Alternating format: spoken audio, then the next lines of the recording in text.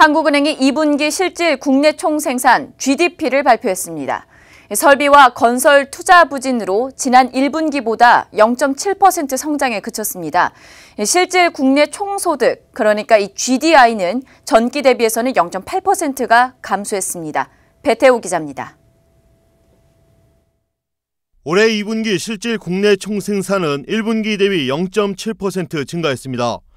지난해 4분기 0.2% 감소 뒤 2분기 만에 최저치입니다. 투자와 소비, 수출 등 주요 항목 대부분이 부진했습니다. 특히 2분기 설비 투자는 1분기 대비 6.6% 감소하면서 2016년 1분기 마이너스 7.1% 이후 9분기 만에 최저치를 기록했습니다.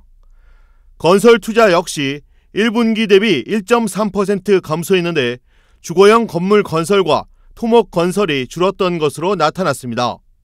소비에서는 증가세가 한풀 꺾였습니다.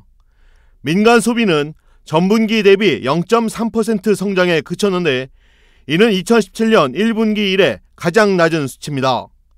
정부 소비 역시 0.3% 증가에 불과해 13분기 만에 최저치를 나타냈습니다.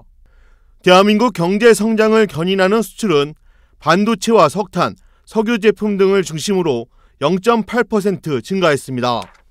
수입은 기계류와 운송장비 등이 줄면서 2.6% 감소했는데 수출과 수입 모두 2분기 만에 가장 낮은 수치입니다. 투자와 소비 모두 부진한 성적을 기록하면서 올해 초 기대했던 3% 성장은 물 건너가는 것 아니냐란 우려가 있습니다. 실제 한국은행과 기획재정부 역시 이미 이달 경제 전망에서 올해 경제 성장률을 3.0%에서 2.9%로 낮췄습니다.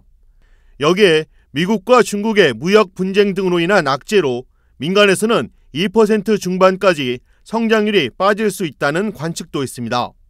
경제 활동별로 보면 특히 건설업이 크게 부진했는데 1분기 대비 2.3% 감소하면서 2012년 1분기 이후 가장 낮은 수준을 보였습니다. 제조업의 경우 석탄 및 석유 제품, 정밀기기 등을 중심으로 0.7% 성장했고 서비스업은 부동산 및 임대업 등이 줄었지만 도소매와 음식 숙박업, 사회복지 서비스업 등이 늘면서 0.6% 증가했습니다. 한편 국제 유가 상승으로 수입 물가가 수출 물가보다 크게 올라 교역 조건이 나빠져 2분기 실질 국내 총소득 GDI는 1분기 대비 0.8% 감소했습니다. 아시아경제TV 배태호입니다.